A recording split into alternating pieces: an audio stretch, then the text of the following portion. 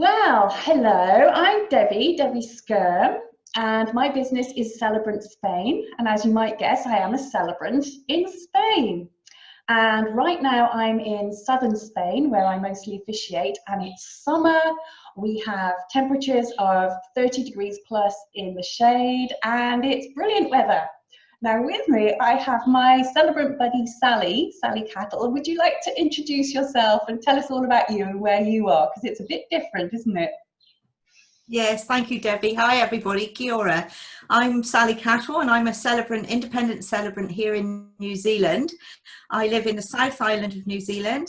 So I'm in a small town called Oamaru, which is an hour and a half north of Dunedin and 3 hours south of Christchurch, and about 3 hours east of Queenstown and Wanaka. So those are probably places you may have heard of. It's midwinter here, so we're temperatures around about 10 degrees and quite cold, and it's been quite misty and horrible today, but yeah, no, it's nighttime here. It's about 8 o'clock at night here, so yeah. But so, like in hi, Spain, everyone. Sally, you do get really nice wintry days, don't you? You get really lovely Yes. sunny wintry days. Yes, we do. We've had lots of beautiful frosts. So we've had really white mornings, but blue skies. So it's just been crispy and cold, but beautiful. And the sun just melted away over the day. And then, so it'll gradually go out now because we've had the shortest day already. So we're heading for spring, which we're looking forward to. Yeah. Gorgeous. Well, I've been in Spain about 10 years now, just over 10 years, and I'm a bilingual celebrant. I do wedding ceremonies in Spanish and in English, but I'm obviously not Spanish. I'm from, well, we moved over here from Cornwall, but I'm originally from the Midlands. Now, you don't sound to me like you've got a New Zealand accent. No, I've lived in New Zealand for 22 years. We came over for the millennium. We were here for the millennium celebrations. So we moved over in 99 and we were here for the millennium in 2000. I come originally from Bath in England, so southwest of England. My dad was born in Bath. I've lived in many countries around the world. Well, I was born in Africa actually, but I'm mainly in England and here. So my husband and myself and my two sons came over in 1999. And we lived in Auckland for some time and then moved to the South Island about 11 years ago now. Oh, yeah. Wonderful, wonderful. I've still got the Bath accent. Yeah, the majority of my family actually live in Hereford. My sons are in Hereford. So it's a kind of similar accent, similar neck of the woods, isn't it? Yes. Yeah. Yeah. Well, we have a lot of similarities and we have a lot of differences as well. So I think that the main difference for me in Spain is that most of my couples come from the UK or Ireland, or actually they do travel from Australia, New Zealand, Canada. So I have destination wedding couples. What about you? Do they tend to be local or are they people that travel to you? Yes, well, a bit of both really. Quite a few people that are working away. They come from New Zealand originally. They've gone abroad to work, so Australia or Europe, and then they come home to get married.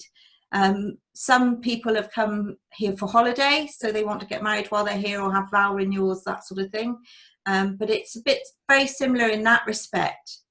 Destinations, elopements are quite popular here.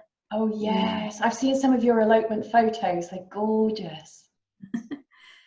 You've got some brilliant settings, some fantastic locations you can take your couples to. Yeah, well, we're so lucky here because people recognise the country through the films that have been made here. So, of course, everyone knows Lord of the Rings, and that was North Island and South Island. Near us is part of the Lord of the Rings and Lion, Witch and the Wardrobe, Narnia. So we've got those sort of locations which make it really exciting to show people and give them the options. Of course, we've also got the beautiful Alps. So we've got the snow-capped mountains and we've got beautiful rivers. I live by the beach, so I've got beach setting and harbour and that sort of thing. We're a Victorian heritage town, so we've got lots of limestone buildings going back to the Victorian times. So here we are slightly quirky because we're more of an artisan town. So we have Victorian heritage, so you get people wandering about in Victorian dress all the time. That's How just the way they bizarre. live. It is bizarre. We also have the steampunk capital of the world, they like to call it, and we've got a huge steampunk following that come here usually every year. We haven't done this year because of COVID, but usually every year we have a big festival and people come in all the steampunk attire and that sort of thing. So we're a bit of an arty town, and we have all sorts of peoples and quirks and things, as well as the history, so it makes it very interesting for the buildings and the areas. So whatever you want, whatever style of wedding you want, we can find a solution for it. Or if you just want beautiful locations and beautiful quiet spots for elopements or whatever, we've got that too. So versatile. We're quite similar in that I say I'm on the beach on the coast, but within 45 minutes you can be in the mountains, and we have the Sierra Nevada, which actually has the longest ski season in the whole of Europe.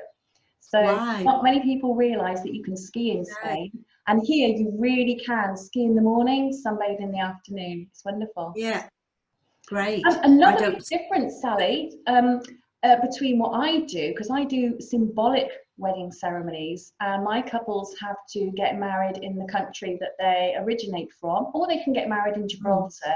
We have the British Overseas Territory of Gibraltar very, very close by. But I don't conduct legal ceremonies. My ceremonies are symbolic weddings rather than marriages. Now, you've got something different going on in New Zealand, haven't you? As an independent registered celebrant, I can actually legally marry anybody. Brilliant. So all you have to do is apply. So if you're in a Commonwealth country like Europe and England, Scotland, Ireland, Wales, you can just apply for a license of intent, and it gets statutory intended notice of intended marriage, it's called, and you get that signed by a notarietary public in your country. It can all be done online, and then they send me the details, your notice of marriage and that sort of thing. We get together online, or whichever way we do it. We arrange the marriage. We sort out your personalised ceremony, because I can marry you any place, anywhere, anytime. So I'm not restricted by 24 hours. So we can do sunrise to sunset. We can do anywhere in the country. So it's fantastic opportunities, actually. People can just choose what suits them, and as long as we've got the paperwork, the legal paperwork done, we can do it. The one that comes to mind was a secret wedding I did. It was a couple of ladies that were coming back from Australia for family Christmas, and both sides of the family, that both partners' families were all friends, and they were all getting together for Christmas. So they rang me up on a Monday and said, it was Monday night here in New Zealand, it would have been lunchtime in Australia, can you marry us on Saturday? And I said, yes, of course. So we got the paperwork done, and it was all sorted online within 48 hours. We had a online interview, all my questionnaires and everything I sent through by email, and they answered them. I wrote the ceremony. We had a meet-up on the Friday morning in secret. We had a coffee meet-up where we ran through the ceremony. And then Saturday evening, I had to arrive at the campsite with the family batch, which is like a chalet or a holiday home. All the family were there, just enjoying their summer holiday over the Christmas period, because that's our summer. Of course. And we were all in very casual clothes, because of course I give the game away if we all arrived all dressed up. So we had to sort of skulk around in the bushes, and then the girls went into their second batch. There was 3 batches they were using, and they got dressed in whatever they wanted to wear, and then we had to suddenly surprise the whole family. So it was very, very I was a bit intrepidated, because I thought, well, how are the family going to take this wedding that they know nothing about? But they were all brilliant. We had a lovely wedding, and it was no less special for them. It was personalised. We did a ham fasting. The family were all there. All they were worried about was they couldn't put their frocks on. The family get dressed up for the photos. but that was it. But it was beautiful, and it was such a fun thing to do, a surprise wedding. It was just so amazing. But Oh, wow. mostly it's elopement. Yeah, so What a yeah, so privilege. it is, yeah, and it's just so lovely and neat to be able to help people in that way and marry people anywhere that they Yeah. choose. So Yeah. Oh, that's special the way place. forward. I wish it was like that here in Spain. I I'm mean, sure it will change. the Yeah. ceremonies are beautiful, they're intimate, they are meaningful, but we don't Mm. actually marry them. So I'm a former registrar. I was a registrar of births, deaths and marriages in the UK, and it would just be the icing on the cake for me to be able to Yeah. conduct the legalities as well as the wedding, the marriage as well as the wedding. That would be Yeah. fantastic. You Yeah. mentioned hand fasting, Sally. Now, as Yes. celebrants, we can introduce all kinds of rituals and traditions into our ceremonies. Here in Spain, we have an arras coin ceremony, which is a coin exchange that has various meanings. What about the Maori tradition? Does that ever come into any of your ceremonies? Yeah. Well, they do have their own traditions, which they tend to do on their own maraes with their own families and their own tribes. But over here, a lot of people are part Maori or come from Maori descent. And I had a couple that got married, and the bride wanted to have some sort of Maori element, but she wasn't involved too much in the strictness of the Maori side of things, but her dad is Maori. So what he did at the end of the ceremony, we had a beautiful wedding in a decommissioned chapel. So it was in the chapel, but it was decommissioned. So we had a beautiful marriage in the chapel, and we used a quake ceremony. We had the quake ceremony, and then right at the end, and tying the knot, we had lots of symbolic thing because that's how they wanted it. And at the very end, we did a toast. So because the groom was from Scotland and the bride was from New Zealand, so we had his Scottish whiskey descended from his family. Yeah. And we had a Scottish toast, and the bride's father, who's Maori, he did a Maori blessing for her, and it was just beautiful. He just gave a beautiful Maori blessing at the end. So she got her things that was special to her culture and her indigenous self, and so did her husband. He had his Scottish culture recognised. So it was really cool. Yeah, it's really nice to be able to do that. Very special. And I think in this day and age, that applies to a lot of couples that come from different heritage, different traditions, different religious beliefs, different belief systems, different faiths.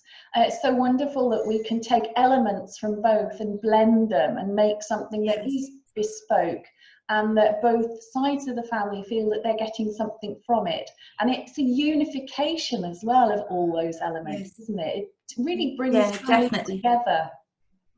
Definitely. And they can identify with both sides. And so people that are there, they really feel that their heritage has been represented in that ceremony, because it comes from your roots. And you know, it's something so unique to you, because where you come from is unique in your culture. Even if you're all English, you've still got parts of you that are from something deeper. And it can reflect your personalities as well. It does. Weddings these days don't have to be formal and very strict. They can be fun, filled with laughter, lots of smiles, lots of giggles. Well, I'm sure everybody... Sorry, go on. Sorry, I was going to say, when we had the toast, people were amazed because we were in this chapel, which was a beautiful old decommissioned chapel that had been moved from the North Island to the South Island. And the people that ran it have made it into a wedding venue. So it's a beautiful spot in Invercargill. But